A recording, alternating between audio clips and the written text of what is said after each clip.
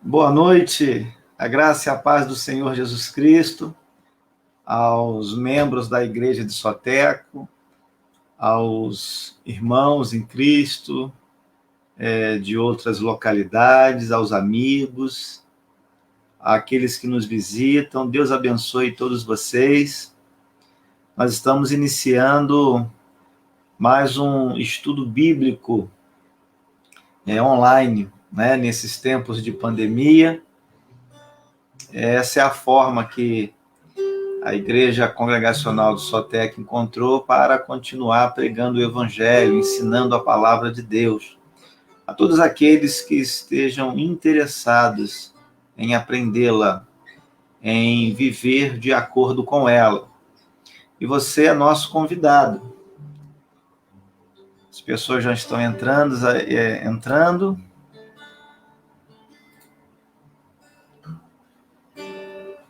Quero dar as boas-vindas.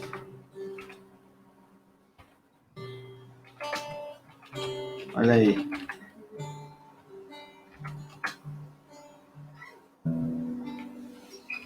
Deus abençoe sua vida. Você que nos acompanha toda sexta-feira, às 20 horas da noite, nós estamos aqui neste canal, no Facebook da igreja, para poder estudar a palavra, orar, e você é nosso convidado.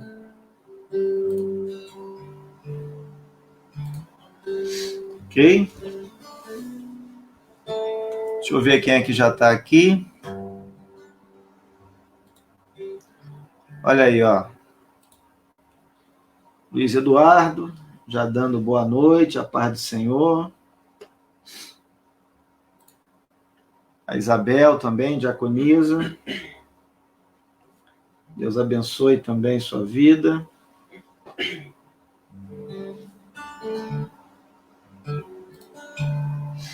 Olha aí, ó. Eliane. Deus abençoe também sua vida. Vivian, a paz do Senhor, Vivian. Um abraço aí na família. Ladário também já está conosco. Irmão Clóvis também, dando boa noite a todos. Deus abençoe. Luciana também, dando boa noite. Enfim, os irmãos estão chegando aí. Que bom.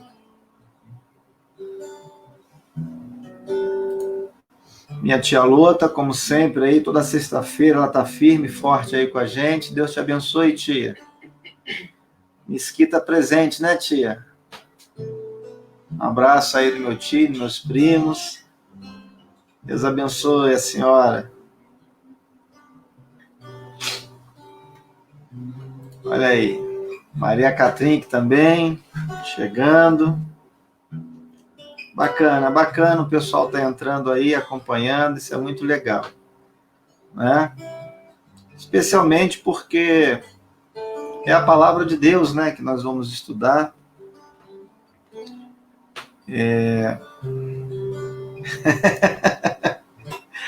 Gente, essa daqui é minha esposa, é a Flávia, né? Boa noite, meu amado. Ela está assistindo lá da sala, lá na televisão. Legal. Dona Carmosina também. Olha aí, seu Zé. Dona Marina. Olha aí, todo mundo aí chegando, os irmãos, os amigos, de perto, de longe. Legal. Né? Quero pedir que você já deixe a sua Bíblia aberta no Evangelho de João. Já deixa a Bíblia aberta aí no Evangelho de João, capítulo 11. Deixa marcadinho aí. Tá? Olha aí. Bom? Vamos orar? Vamos fazer uma oração? E logo após a nossa oração, nós vamos cantar 2 louvores. Eu peço para que você nos acompanhe. Se você souber a letra aí, tá? Junta a sua família, ou até mesmo um amigo, né? Um parente que esteja aí do seu lado, não sei onde você está agora e com quem você está, né? mas vamos cantar ao Senhor. Vamos fazer essa oração primeiro. Pai bendito e amado, neste momento eu quero te dar graças pela oportunidade que o Senhor concede a mim, a minha família, a todos estes que me assistem agora e que estão juntos, ó Deus, neste culto de louvor, de adoração ao teu nome, para estudarmos a tua palavra. Eu quero que o Senhor receba a nossa adoração, o nosso culto, o nosso louvor, a nossa oração.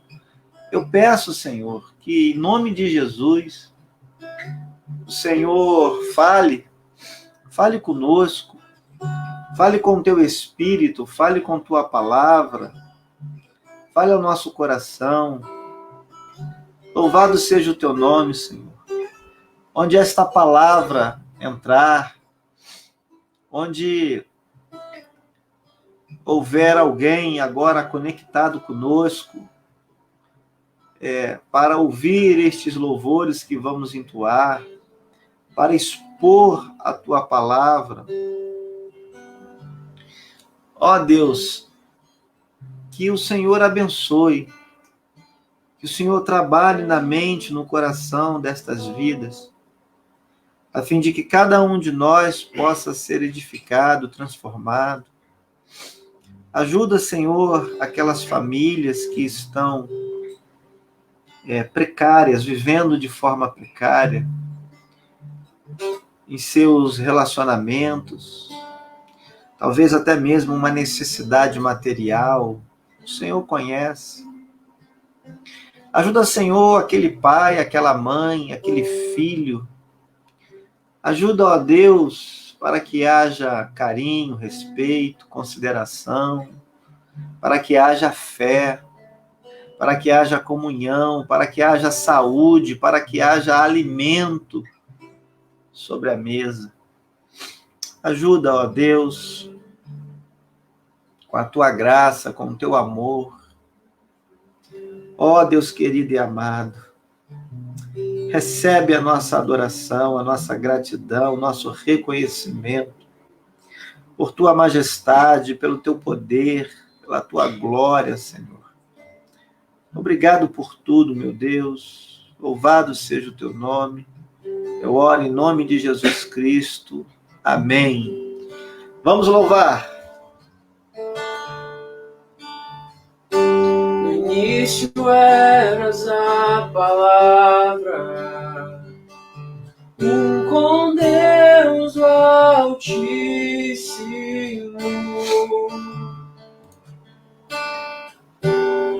O mistério de tua glória, Cristo em ti se revelou. Oh, quão lindo esse nome é! Oh, quão lindo esse nome é! O nome de Jesus, meu Deus. Oh, quão lindo esse nome é! Mais forte que tudo é. Oh, quão lindo esse nome é, nome de Jesus. No início és a palavra, com Deus o Altíssimo.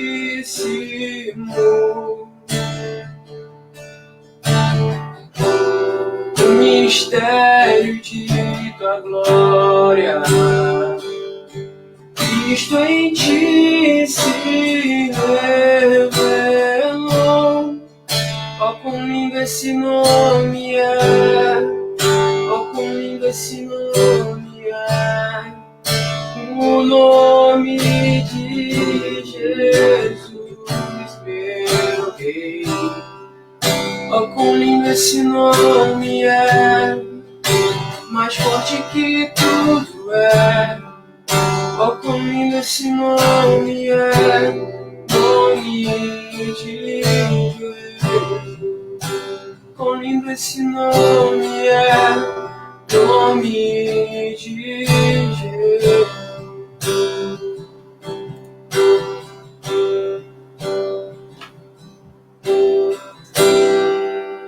A morte venceste, o véu tu rompeste, a tumba vazia agora está.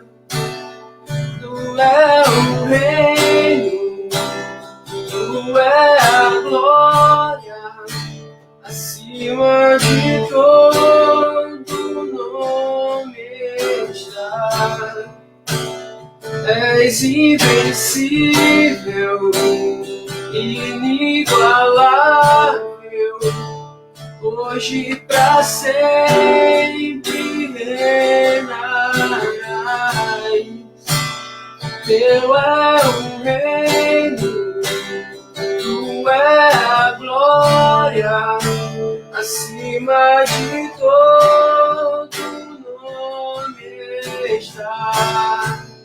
Oh, quão maravilhoso é, oh, quão maravilhoso é o nome de Jesus, meu Deus. Oh, quão maravilhoso é, mais forte que tudo é. Oh, quão maravilhoso é o nome de Jesus.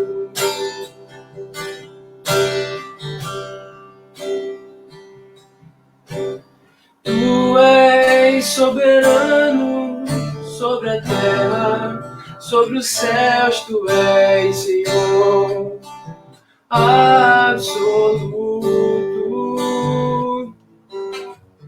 Tudo que existe e acontece, tu sabes muito bem. Tu és tremendo, tu és soberano sobre a terra, sobre os céus, tu és Senhor absoluto.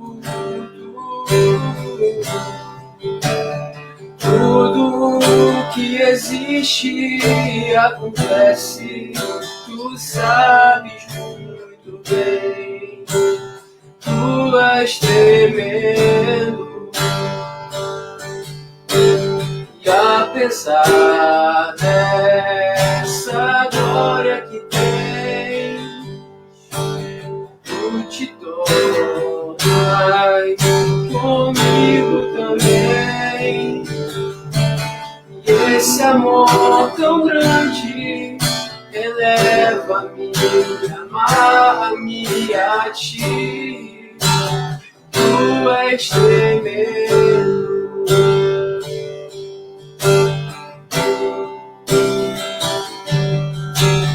e apesar dessa glória que tem, tu te portas comigo também. E esse amor tão grande eleva-me, amar-me a ti. Tu és tremendo, tu és tremendo. Tu és tremendo.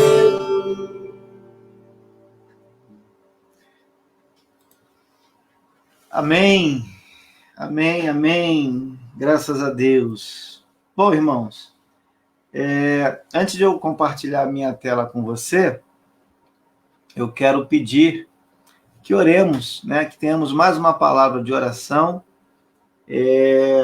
nesse momento por 3 causas específicas, né? Uma delas é, como vocês estão vendo, né? Meu filho chegou de viagem ainda há pouquinho, né? Pousou aqui em Brasília, veio do Rio de Janeiro, estava lá durante essa semana toda. fez boa viagem, graças a Deus está aqui conosco, inclusive participando deste culto aqui, já ministrando louvor. Segundo motivo, né, de gratidão é que hoje é aniversário da Itamara. Deus abençoe a vida dela, né? A igreja, no grupo do WhatsApp, já se manifestou, deu os parabéns, mas agora em culto, né, a gente junto, eu quero orar pela vida dela em gratidão, mas também quero orar em gratidão pela melhora da Jaqueline. A Jaqueline estava internada, né? Nós sabemos aí, acompanhamos aí no grupo da igreja, e hoje ela, pela manhã, colocou a mensagem lá, que estava recebendo alta, né? Estava indo para casa, legal, bacana isso, que Deus possa dar a ela o pleno restabelecimento. Então vamos orar, vamos ter mais uma palavrinha de oração. Enquanto isso, né, você já posicionou aí a sua Bíblia no Evangelho de João. Ore comigo agora, por favor.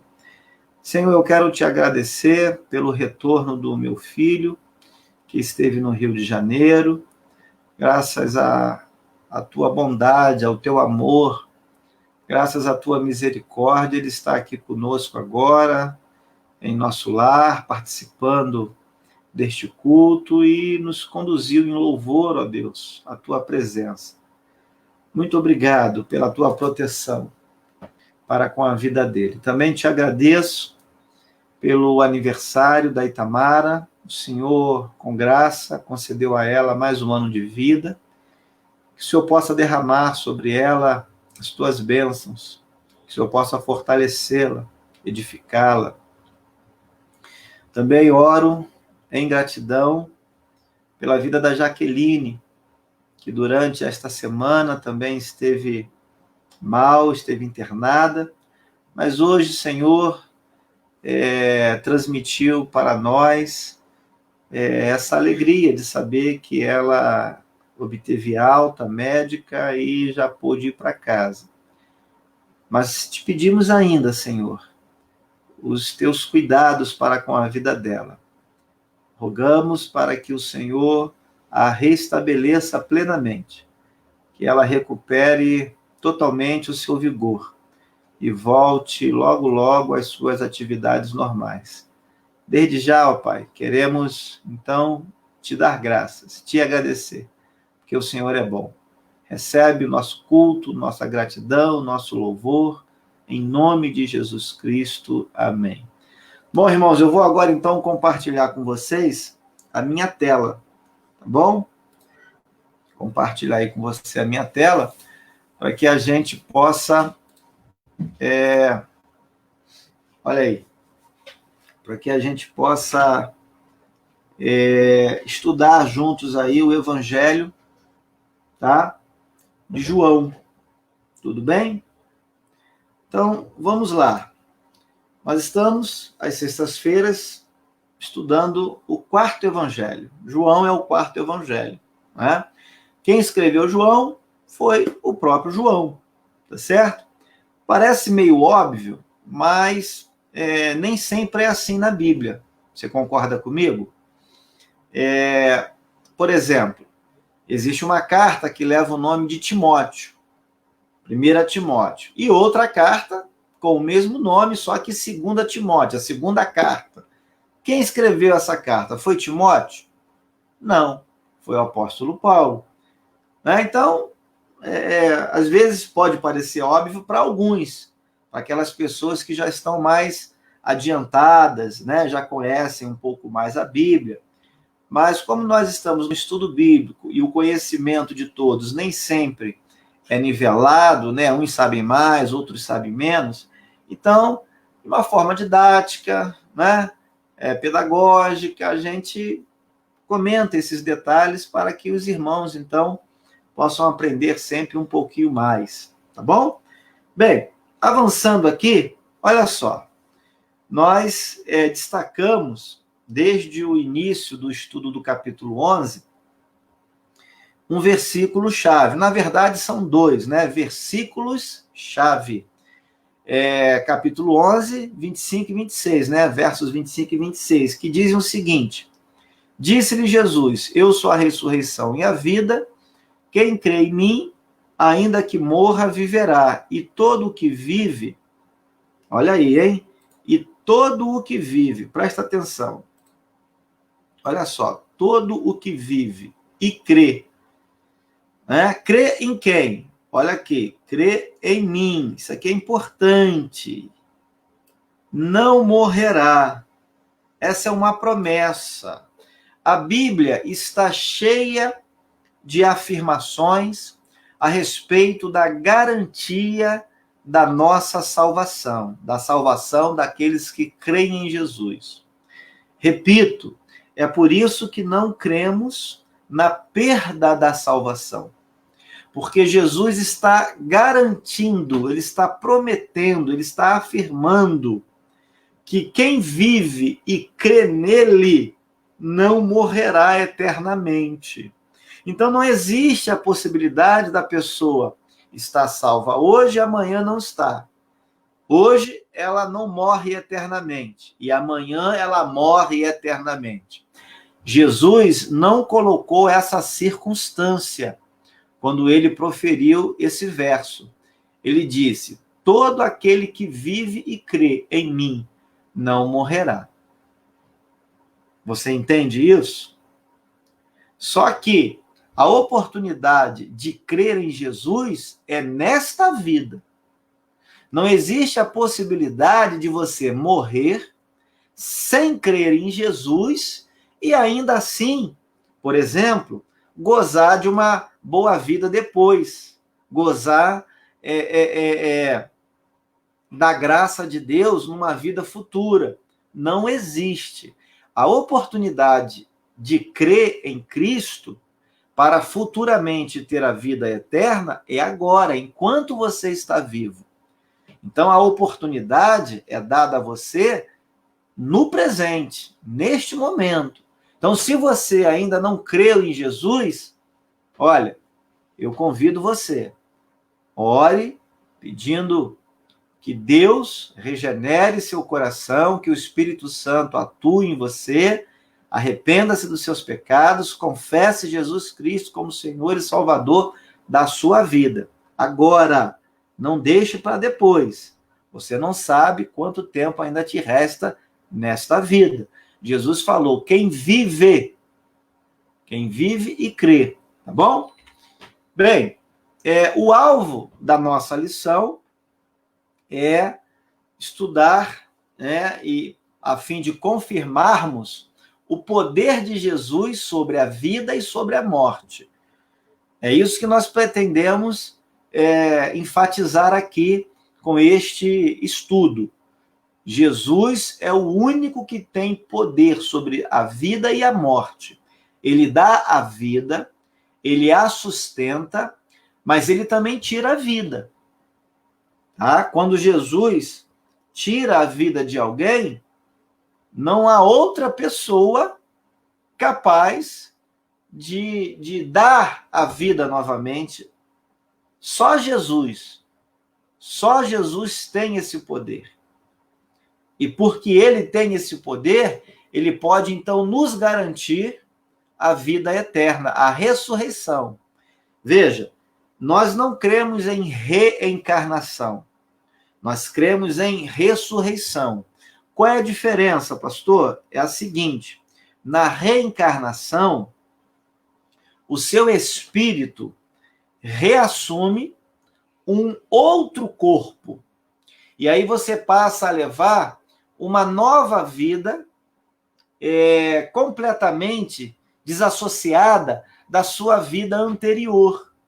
Então, quem acredita na reencarnação, acredita, por exemplo, que se nessa vida, né, ele foi alguém ruim, alguém indigno de alcançar um estado espiritual elevado, ela acredita que na vida futura ela possa ter a oportunidade de viver uma outra vida em outras circunstâncias, para que até mesmo ela vá se aperfeiçoando pouco a pouco, a fim de, num determinado ponto futuro, lá na frente, ela então pagar todos os seus pecados, já ter se purificado de tal maneira que naquele determinado momento, aí sim, ela vai ter atingido um estado espiritual tal que vai lhe trazer como consequência benefícios. Nós não acreditamos na reencarnação. Nós acreditamos na ressurreição. É quando o espírito da pessoa reassume o próprio corpo. O próprio corpo. Tá? E a pessoa continua, digamos assim, né, de uma maneira, vamos dizer assim, superficial, né? Falando superficialmente, a pessoa então reassume a sua vida. Reassume as suas características, tá? E para a pessoa ressuscitar e gozar de uma vida plena na presença do Senhor, ela precisa agora, no presente momento, crer, tá bom? Jesus tem poder para fazer com que o nosso corpo se reencontre com o nosso próprio espírito. É isso que a palavra de Deus ensina, é nisso que eu creio e é isso que eu ensino, tá bom? Vamos avançar. Olha só, rapidamente, uma breve recapitulação dos pontos principais da aula passada.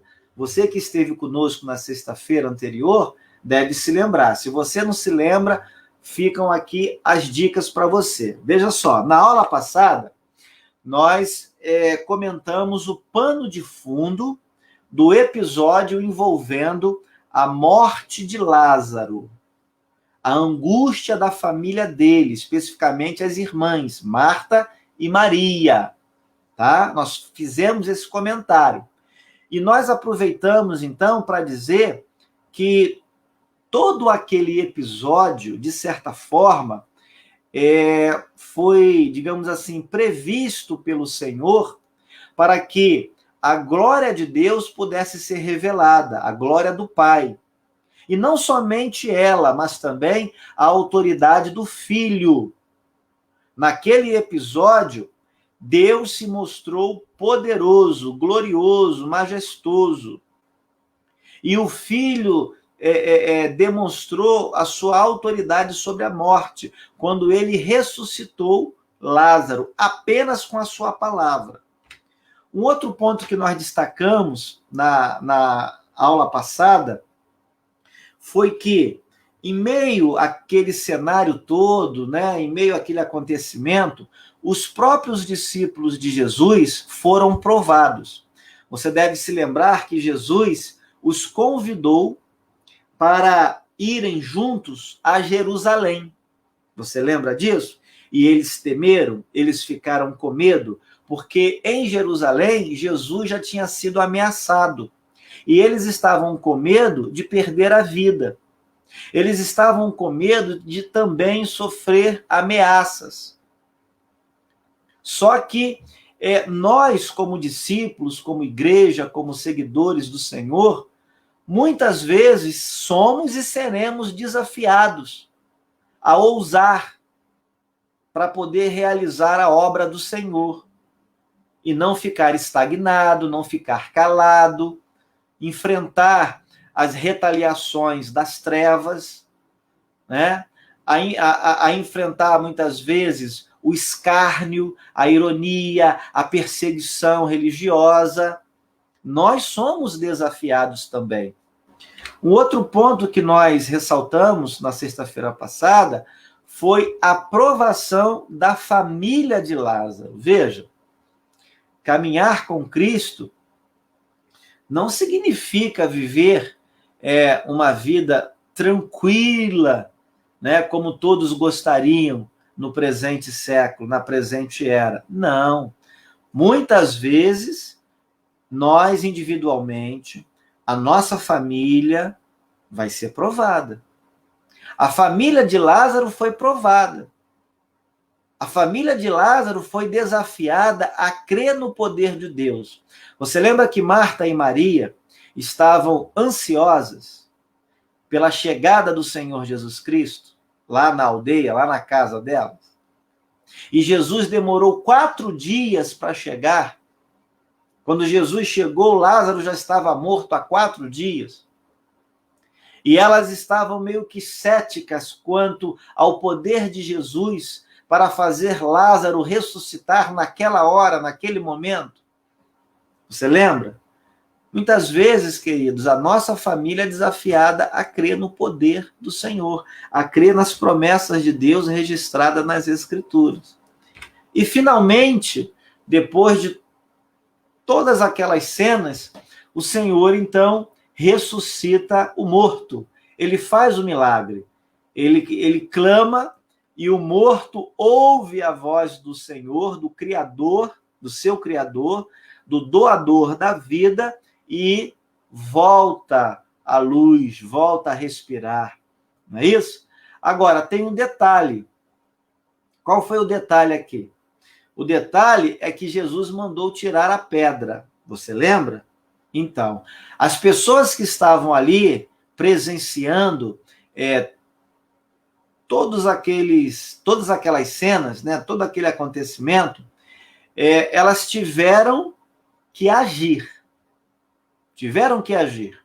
Elas não puderam ficar apenas como espectadoras. E tem gente, não é verdade, que nas igrejas só querem ficar como espectadoras. Isso é ruim. Sabe por que é ruim? Porque existem responsabilidades que cabem a você e a mim. Existem coisas que, para Deus fazer na nossa vida, nós teremos que nos empenhar também. Eu não estou querendo dizer com isso que o poder de Deus depende, em última análise, daquilo que a gente faz ou deixa de fazer. Não, eu não estou querendo dizer isso. Deus é soberano e ele age com autoridade, com poder. A Bíblia diz lá em Isaías, se eu não me engano, acho que é capítulo 43, eu não me recordo o versículo agora, Deus diz assim: agindo eu, quem impedirá? Então veja, em última análise, a bem da verdade, Deus não depende necessariamente de mim e de você para ele ser Deus e para ele fazer o que ele planejou fazer. Ele vai fazer e ninguém vai impedir. Mas acontece que Deus, ele nos criou como seres responsáveis, como sujeitos dotados de consciência, capazes de assumir direitos e obrigações e deveres. Então, nesse sentido, é que nós também temos responsabilidades neste mundo. Então, você, muitas vezes, almeja uma vida espiritual melhor, um casamento melhor, um trabalho melhor, não é verdade? Uma saúde melhor. O que você tem que fazer? Olha, você tem que fazer o que cabe a você. Você quer um emprego melhor? Quer um salário melhor? Estuda, se capacite, se aperfeiçoe. Você quer um esposo melhor, uma esposa melhor? Dedique-se ao seu casamento. Demonstre amor, demonstre carinho. Ore pelo seu cônjuge. Você quer filhos melhores? Então, em vez de você só orar, faça alguma coisa prática também. Converse com seu filho sobre a Bíblia. Leve o seu filho para a igreja. Dê atenção, dialogue com seu filho. Ame o seu filho. Demonstre respeito pelo seu filho. Admiração, incentive o seu filho. Entende? Então, tem coisas que não adianta só orar. É orar e agir também, porque nós somos seres responsáveis, tá bom? Bem, entrando na lição de hoje, especificamente, eu quero então convidar você a fazer essa leitura bíblica. Nós estamos no capítulo 11, vamos ler os versos 45 a 57. Eu vou ler aqui, você vai acompanhar aí, tá bom?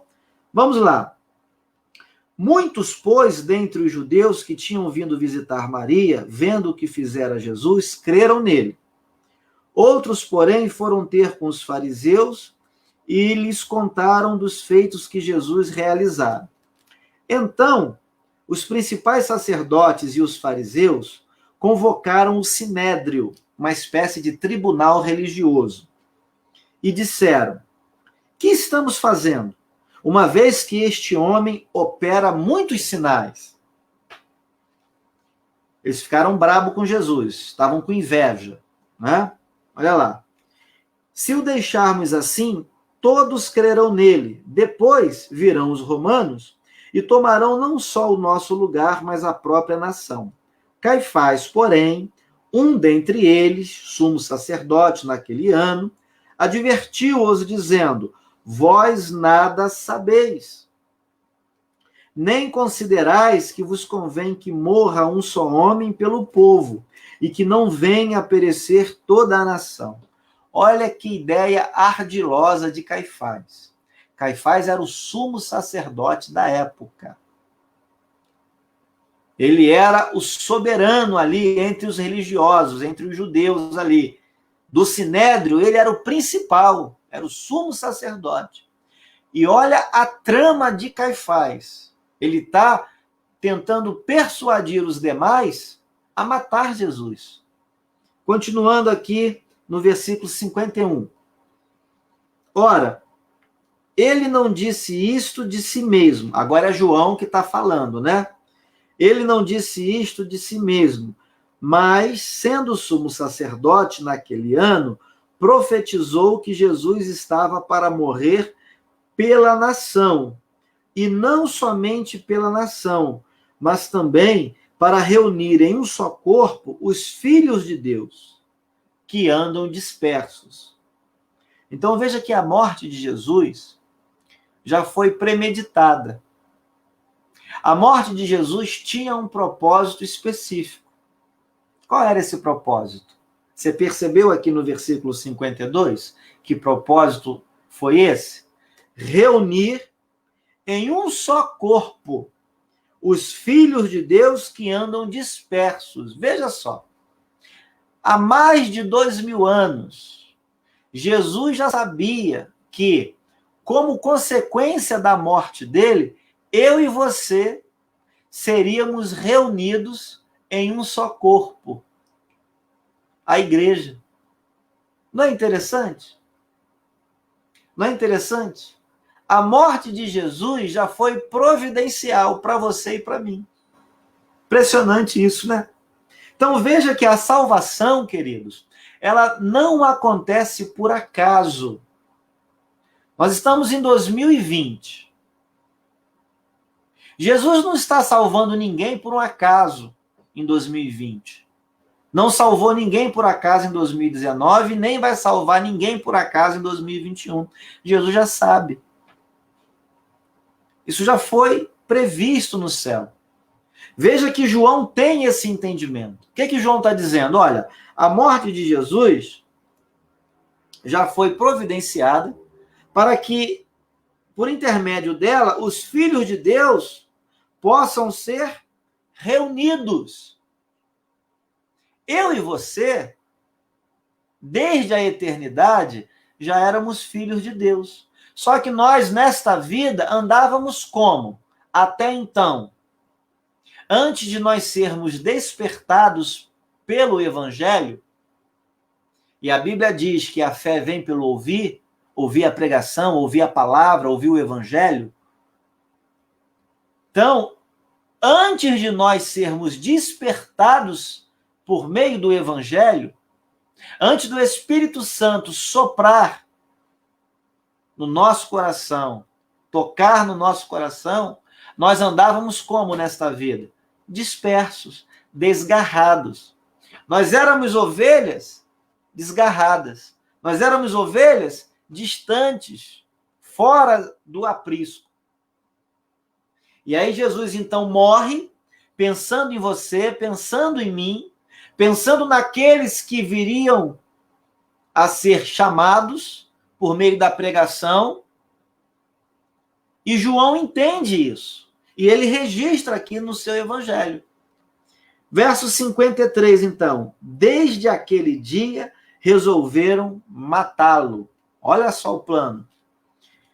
De sorte que Jesus já não andava publicamente entre os judeus, mas retirou-se para uma região vizinha ao deserto, para uma cidade chamada Efraim, e ali permaneceu com os discípulos.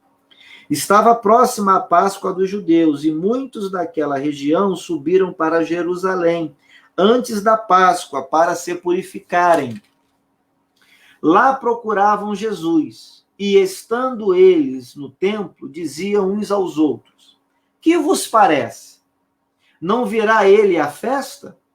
Ora, os principais sacerdotes e os fariseus tinham dado ordem para proteger Jesus? Não. Olha o plano, olha a maldade. Olha a maldade das pessoas. Para, se alguém soubesse onde ele estava, denunciá-lo, a fim de quê? De o prenderem. Então veja a incoerência daquelas pessoas. Você percebeu isso na leitura do texto? Veja bem, aquelas pessoas, elas na verdade creram no milagre da ressurreição. Ninguém desconfiou do poder de Jesus como doador da vida. Aliás, eles testemunharam que Lázaro estava morto há 4 dias e que Jesus, por meio da sua palavra, deu uma ordem e Lázaro tornou a viver. Então, eles não tinham dúvida desse poder. Mas não é curioso que mesmo vendo um milagre debaixo do seu nariz, eles rejeitaram Jesus como Senhor sobre a vida deles. Eles acreditavam que Jesus podia fazer um milagre, mas quando Jesus dizia que ele era divino, que ele também era Deus, que ele era o Messias, que ele era o Salvador, muitos judeus, e especialmente os religiosos, não acreditavam. É impressionante. Como é que a pessoa pode acreditar que Jesus é uma coisa, mas Jesus não é outra? Será que Jesus é maluco? Será que Jesus não bate bem da cabeça? Como é que pode uma pessoa fazer um milagre daquele e depois dizer que ele era o Messias, e dizer que ele era o Salvador, que ele era o Rei, que ele era a pessoa prometida lá nas páginas do Antigo Testamento, e ninguém acreditar? Quem é que está errado nessa história? É Jesus que está errado, que está falando bobagem, ou são as pessoas que acreditam em uma parte do que Jesus diz, mas não acreditam em outra parte? Para pensar um pouquinho. É incoerente, queridos. É incoerente a gente querer os milagres de Jesus, mas não querer sobre nós o senhorio, a divindade de Jesus. É incoerente. Um outro ponto que deve chamar a nossa atenção nessa leitura é a preocupação dos religiosos. Com que mesmo que os religiosos estavam preocupados? Eles estavam preocupados com a dignidade de Cristo? Não, não estavam.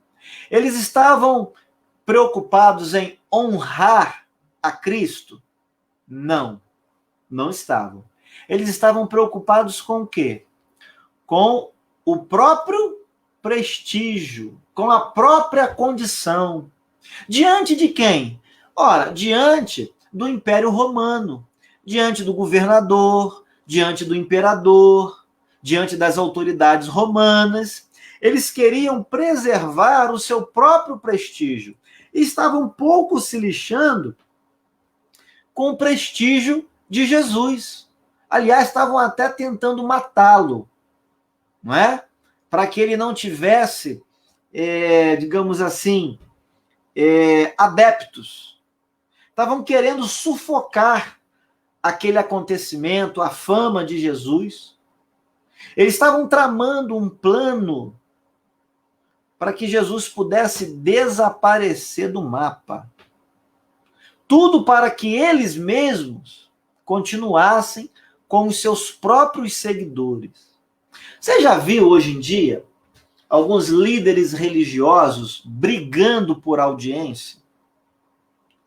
Brigando por ibope? Um falando mal do outro? Você já viu isso? Que coisa feia. Era mais ou menos isso que estava acontecendo ali. Os religiosos da época estavam enciumados, estavam com inveja de Jesus. Eles não queriam que a fama de Jesus sobressaísse. Eles estavam preocupados de perderem seguidores. As pessoas não iam mais acreditar naquilo que eles estavam falando. Iriam abandonar o judaísmo. Iriam passar a ser seguidores de Cristo. Iriam conhecer o verdadeiro evangelho. Ainda hoje a gente é assim. Inclusive de várias religiões, que temem perder adeptos. Queridos, nós devemos fazer com que as pessoas sigam a Cristo, sigam o evangelho. Tá? E aí, o pior de todos eles foi Caifás. Por quê? Caifás, como o texto diz, era o sumo sacerdote naquele ano. Ele era o maioral, ele era o presidente do sinédrio. Ele deveria instruir o povo, e ele estava desvirtuando o povo. Ele usou o seu poder, o seu conhecimento, a sua influência contra Jesus, para matar Jesus, para confabular um plano para matar o Senhor. Olha o versículo 49. Vamos lá. Vamos voltar lá, capítulo 11, verso 49. Veja.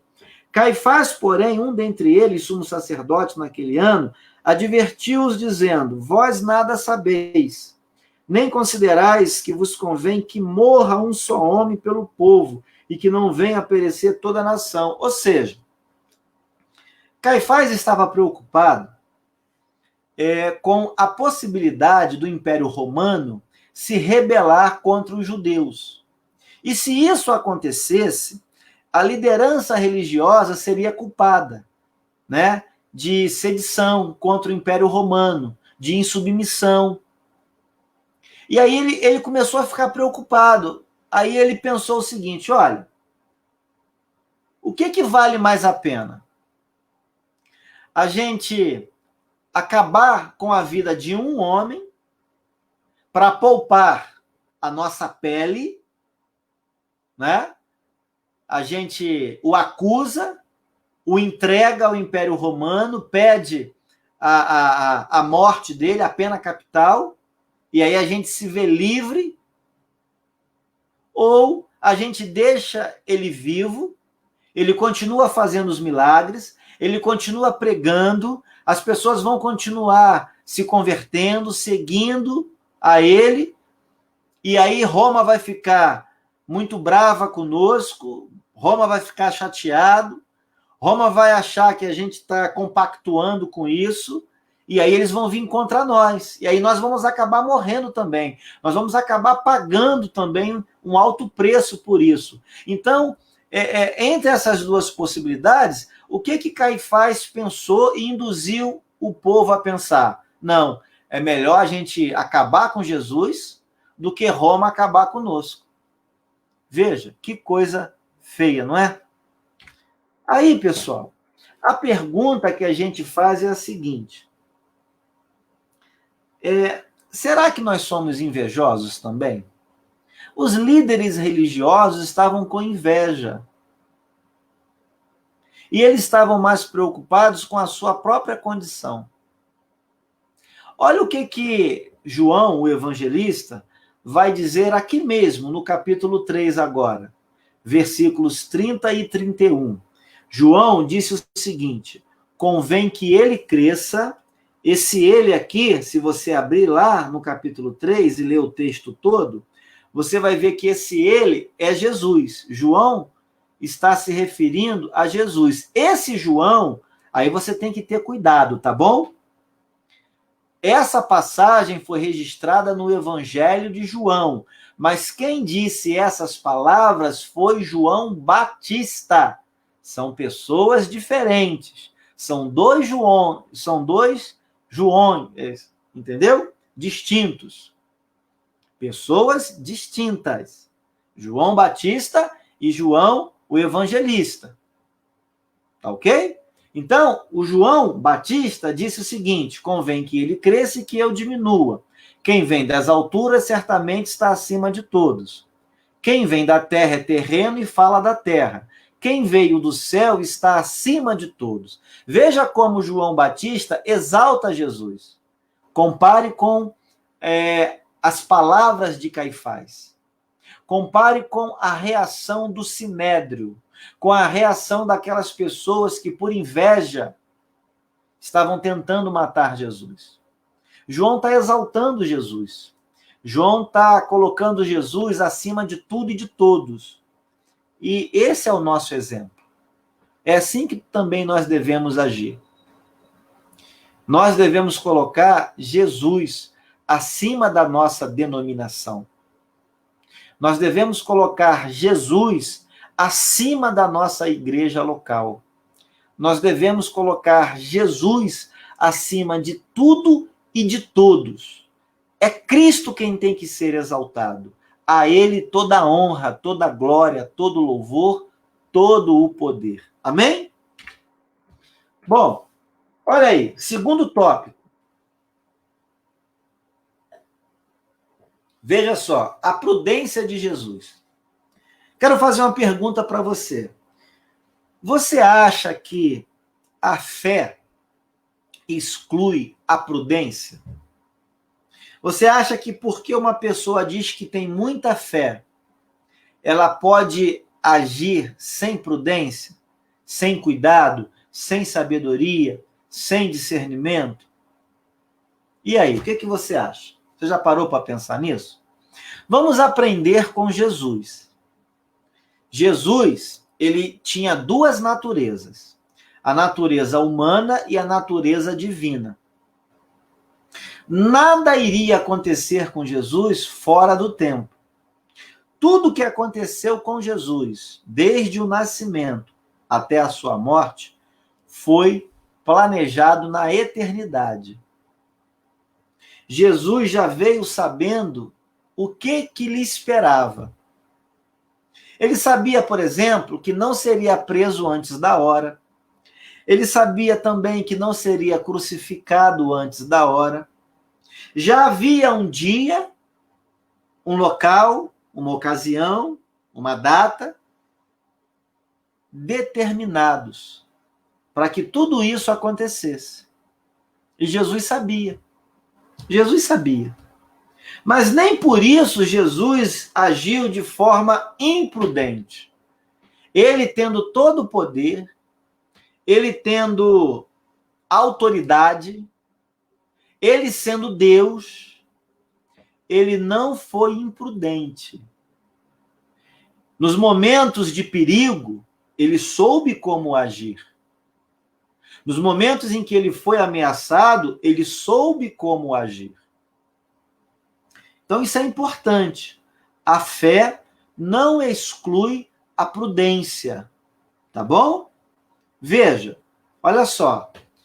A partir do versículo 53 e 54, nós vamos ver que Jesus, porque foi ameaçado de morte, o que ele fez? Ele evitou a publicidade. Ora, eu estou em um lugar.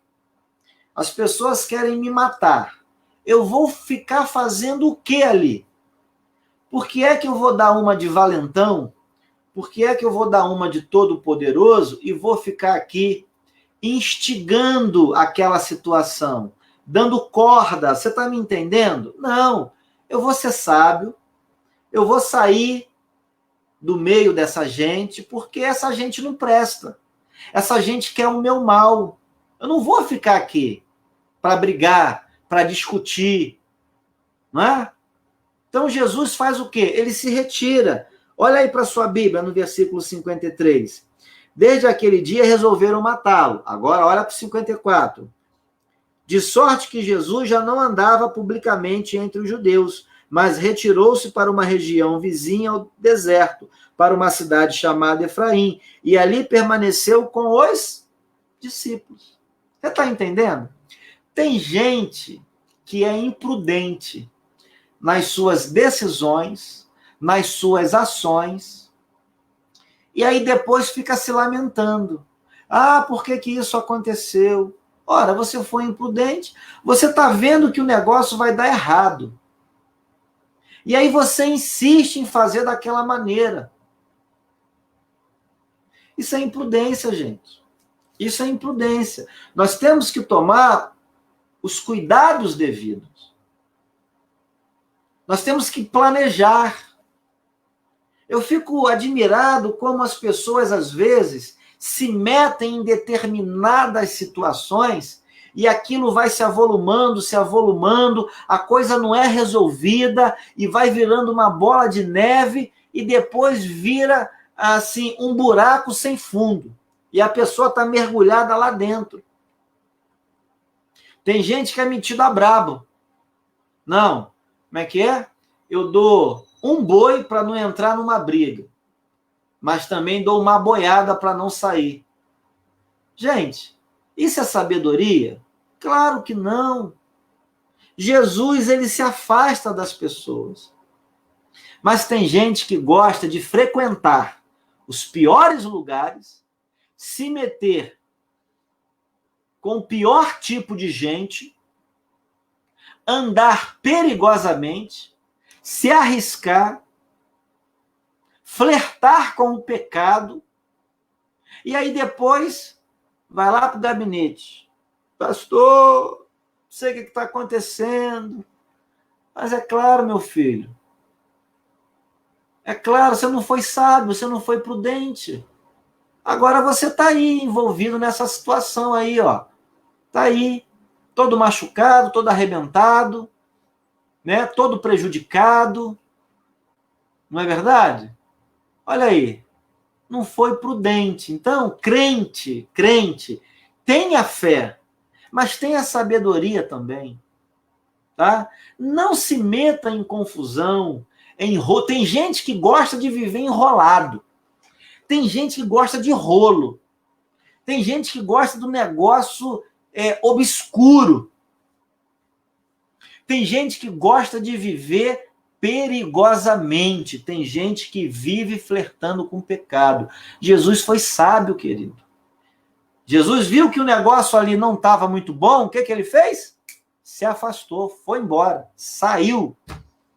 Faça isso também como Jesus, seja prudente. Pastor, é pecado guardar um dinheirinho na poupança, fazer um investimento? Claro que não, querido. Tem que ser prudente. Sobrou um dinheirinho? Guarda. Você não sabe o dia da manhã, não é? Uma necessidade sua, de um familiar e talvez até de um amigo, até de uma pessoa que você pode ajudar. Então, poupar, né? Guardar um pouquinho para ocasiões futuras é muito bom, querido. É prudência. Não é pecado ter uma poupança, não é pecado investir, não é pecado não, querido. Isso é prudência. O que você não pode é deixar que o dinheiro domine a sua vida. Mas você viver de maneira planejada e poupar para emergências futuras, né? Ou até mesmo para a concretização de um projeto seu, da sua família, né? Mais adiante, não é pecado nenhum, querido. Não é pecado nenhum. Então, tenha prudência, tá bom? Mas agora eu quero fazer uma pergunta para você. Presta atenção. Será que Jesus estava apavorado? E aí? Você acha que ele estava apavorado? Você viu que as pessoas queriam matá-lo. Jesus estava correndo risco de morte. Ele estava ameaçado. E aí ele saiu de cena. Eu pergunto para você, o que deve ter se passado na cabeça de Jesus? Será que Jesus ficou apavorado? Sabe por que eu estou perguntando isso? Porque eu vejo um monte de crente apavorado. É incoerência também, queridos. Deixa eu falar uma coisa para vocês. A fé não exclui a prudência, a sabedoria, o planejamento, o cuidado. A fé não exclui isso. Agora, Jesus, por várias vezes, repreendeu os discípulos, porque eles estavam vivendo apavorados. Isso é sério, querido. Como é que você pode experimentar uma plena relação com Cristo e viver apavorado? O pavor, o terror, queridos, não é coerente com o cristão. Entende o que eu quero dizer? Jesus tomou os devidos cuidados. Jesus viveu prudentemente. Agora, Jesus não andou igual um maluco, apavorado, aterrorizando ninguém. Não, muito pelo contrário. O que Jesus pregou? Você que conhece a Bíblia. Credes em Deus, crede também em mim. No mundo tereis aflições, mas tem de bom ânimo, eu venci o mundo. Você deve estar se lembrando da ocasião em que os discípulos e Jesus estavam num barco e sobreveio a eles uma terrível tempestade. Jesus estava dormindo e os discípulos estavam o quê? Aterrorizados. Eles estavam desesperados. E aí eles acordam Jesus com medo da morte. E aí Jesus fala o que para eles? Homens de pequena fé. Homens de pequena fé. Né?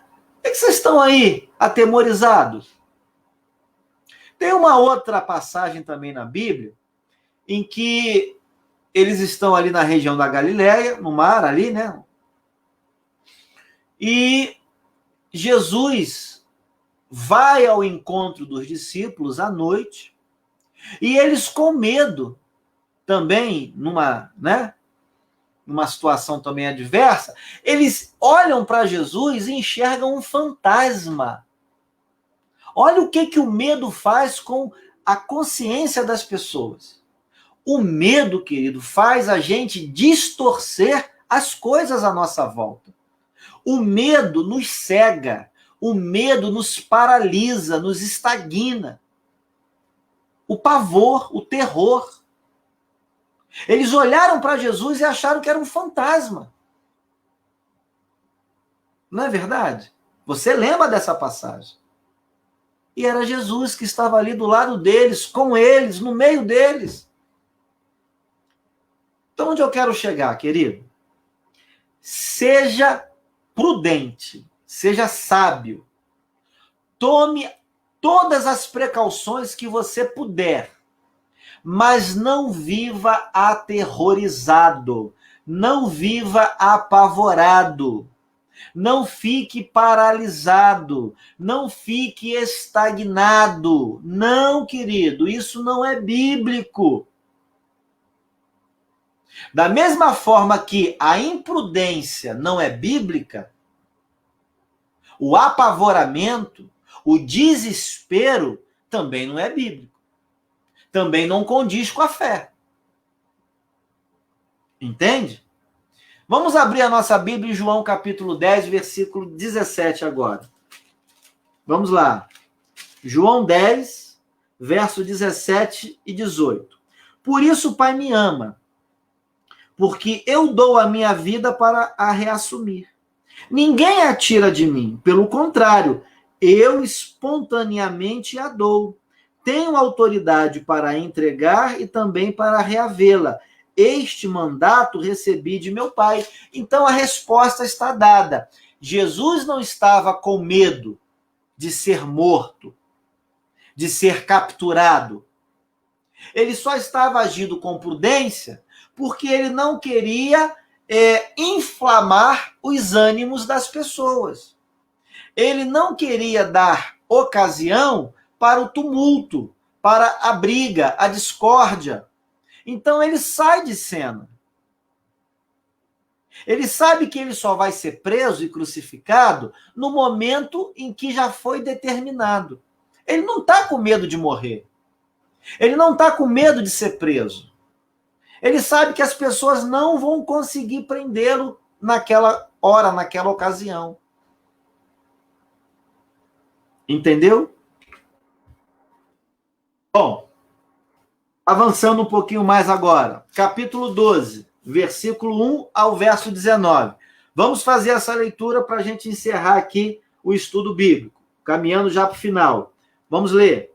6 dias antes da Páscoa, foi Jesus para Betânia, onde estava Lázaro, a quem ele ressuscitara dentre os mortos.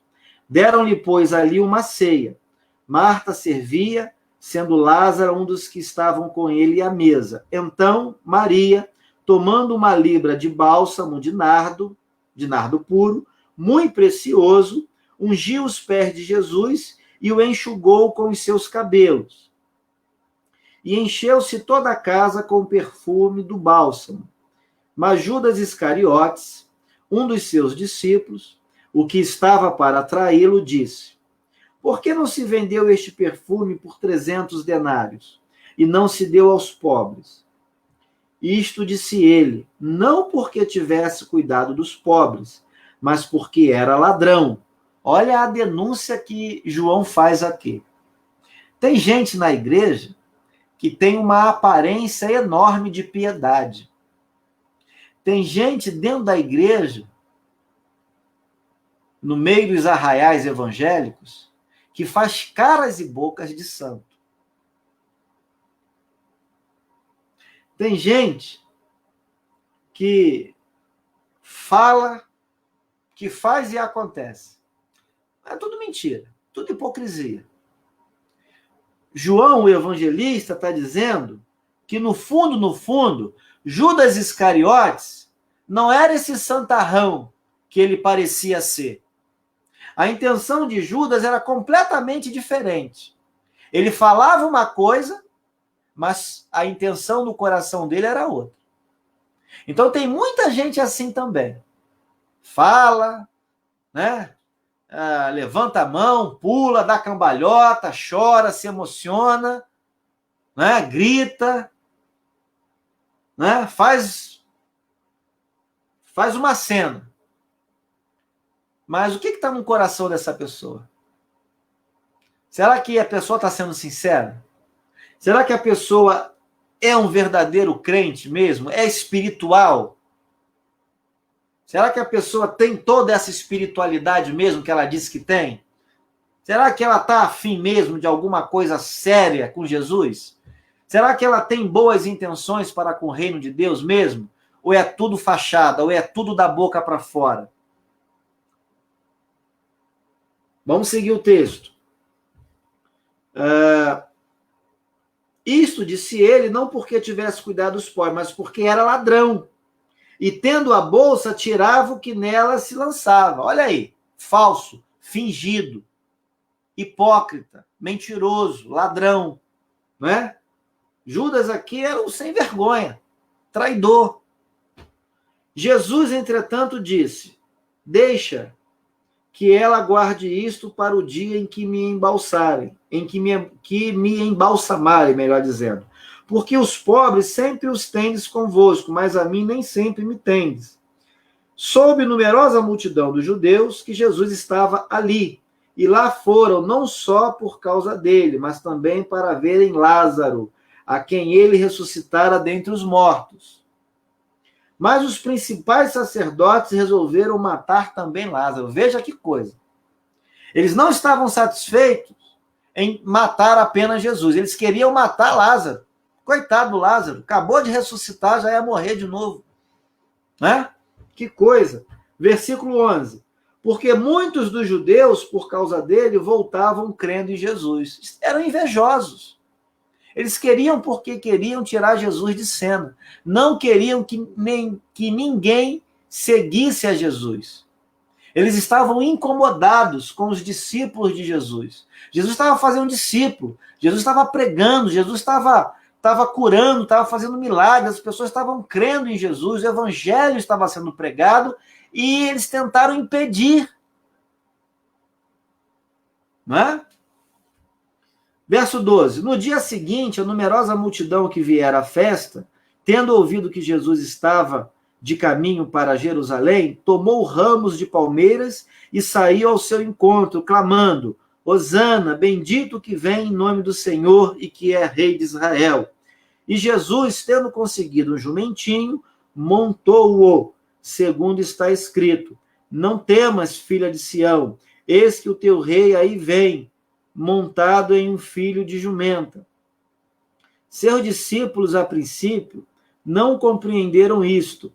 Quando, porém, Jesus foi glorificado, então eles se lembraram de que estas coisas estavam escritas a respeito dele, e também de que isso lhe fizeram. Dava, pois, testemunho disto a multidão que estivera com ele, quando chamara a Lázaro do túmulo e o levantara dentre os mortos.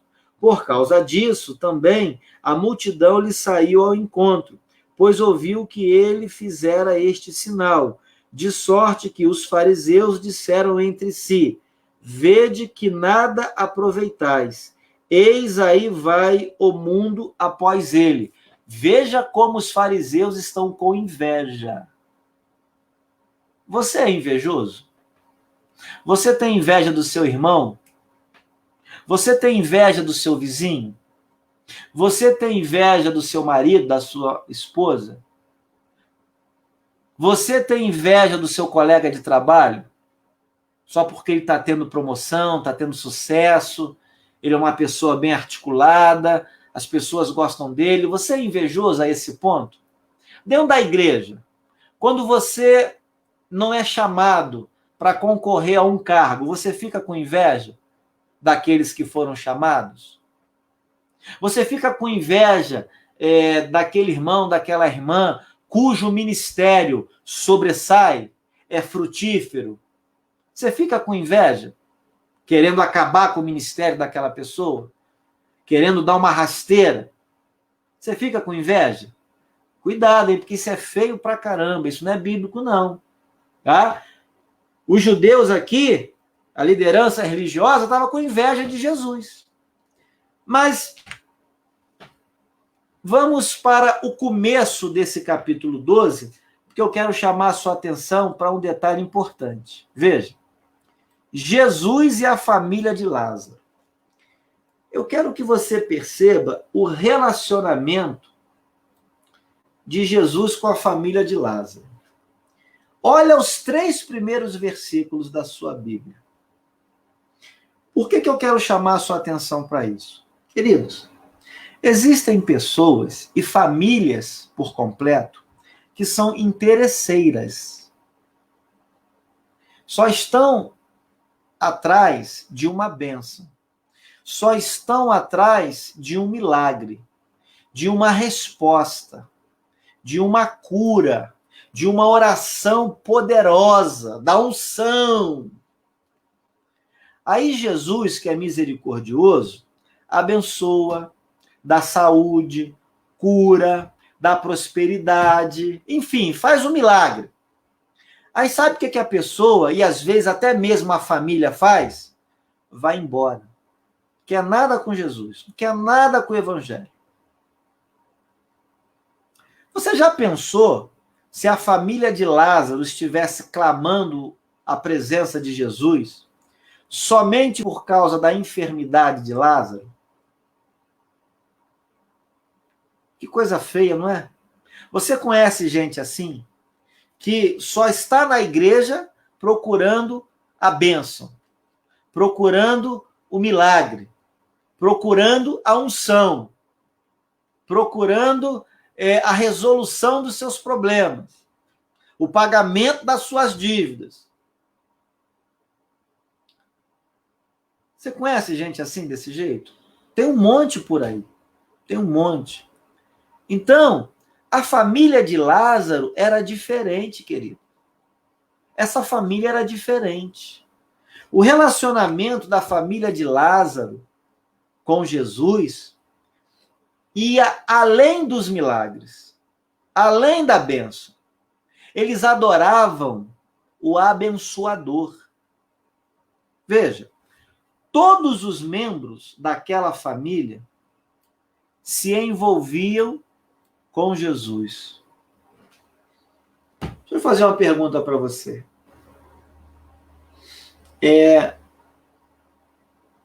Como é que anda a sua família? A sua família é envolvida com Jesus?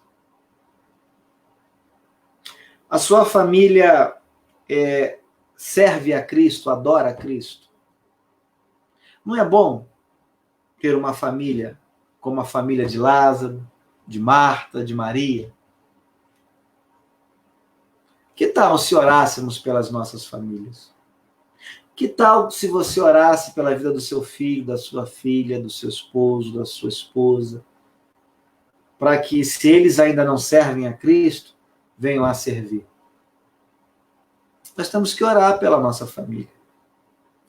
Agora, o que eu vejo também, tá, é que muitos pais acabam servindo de pedra de tropeço para a vida espiritual dos seus filhos.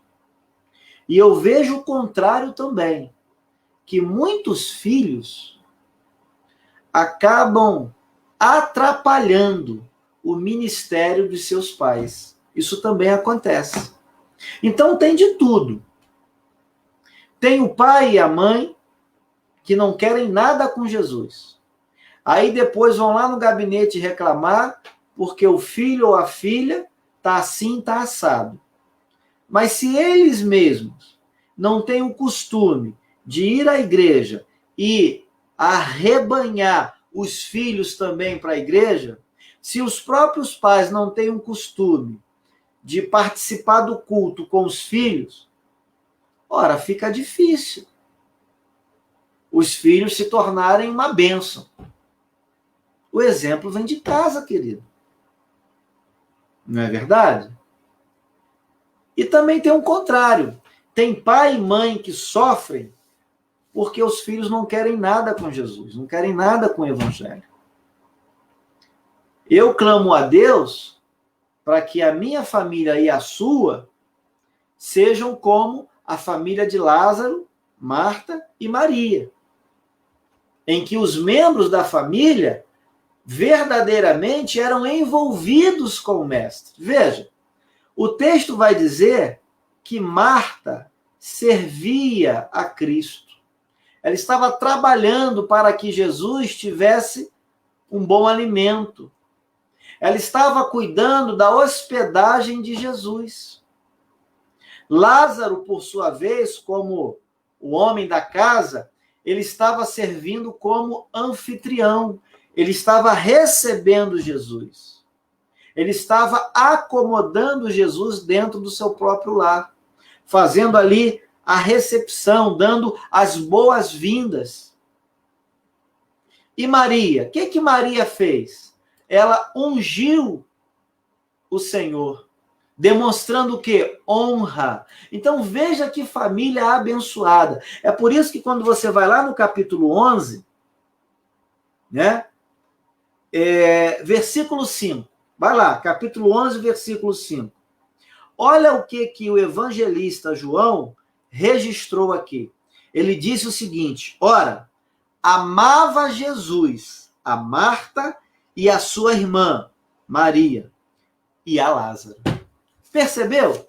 Jesus amava essa família. Era uma família comprometida. Era uma família que honrava o Senhor, que gostava de receber o Senhor, estava preocupado com o Senhor. A sua família está preocupada com Jesus? A sua família se envolve com o reino de Deus?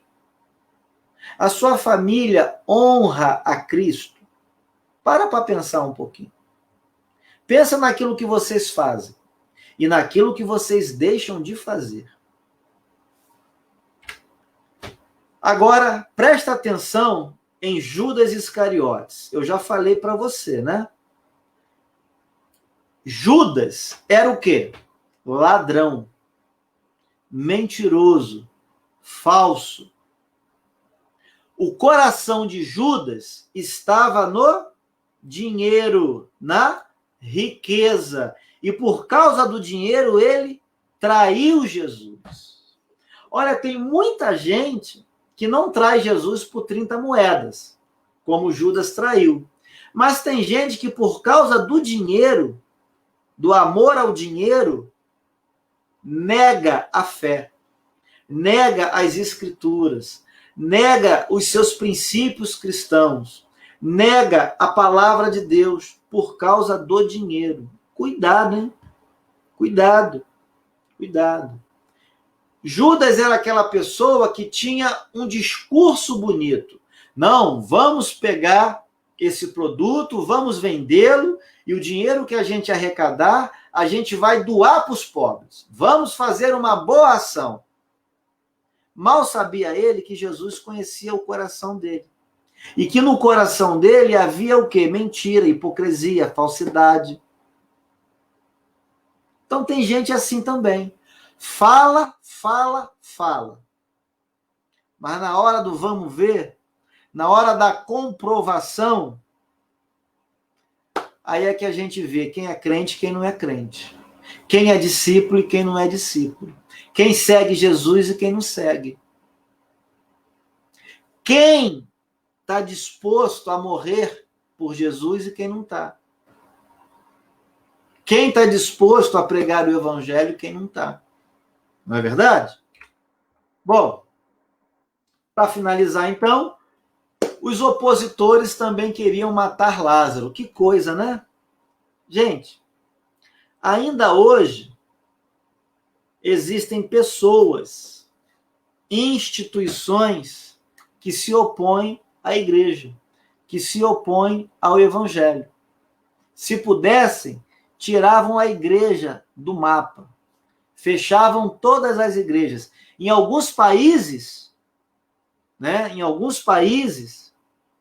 as igrejas são proibidas de funcionar.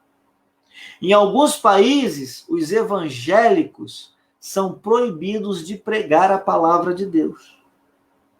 Em alguns países, não se pode comercializar Bíblia, vender Bíblia, distribuir Bíblia. Né? Não pode, é proibido. Não querem saber da palavra de Deus. Querem matar a igreja, querem matar o evangelho, como se eles pudessem, né? O que foi que Jesus disse? Eu edificarei a minha igreja, e as portas do inferno não prevalecerão contra ela. Não é verdade? Então, queridos, por mais que tentem calar a igreja não vai se calar. Jesus é quem vai sustentá-la. Jesus sabe quem é que verdadeiramente lhe pertence. Jesus conhece as suas ovelhas. Tá bom? Você é a ovelha desse rebanho? O seu coração verdadeiramente está nas mãos do Senhor? Pensa nisso. Finalmente, a entrada de Jesus em Jerusalém e o início do seu sofrimento. Bom, do versículo 12 ao versículo 19, nós vamos ver, assim, os últimos dias de Jesus, a reta final de Jesus. Jesus aqui está se preparando para o seu martírio. Ele vai ser preso, ele vai ser morto. Tá? Ele vai ser julgado, sentenciado. E aí, Essa é a entrada triunfal de Jesus em Jerusalém, no palco do seu martírio, no cenário da sua morte cruel, lá em Jerusalém. Agora veja que interessante, né, para a gente resumir aqui. Havia um grupo de judeus, havia um grupo que cria nele, que era discípulo de Jesus. E eles gritaram: Hosana, bendito que vem em nome do Senhor e que é rei de Israel. Então, eles gritaram, se emocionaram, né? Agora, no meio da multidão, há várias pessoas. Existem aqueles que realmente creem e existem aqueles que gritam o quê? Crucificam. Foi o que o povo gritou mais tarde. Se você abrir lá em João 19, versículo 15, olha aqui, ó, João 19, 15, você vai ver que se por um lado os judeus gritaram: Hosana, Hosana, bendito que vem em nome do Senhor, o rei de Israel. Por outro lado, outros judeus gritaram o quê? Crucifique, crucifique. Então, queridos, a pergunta é a seguinte: a que grupo eu e você pertencemos?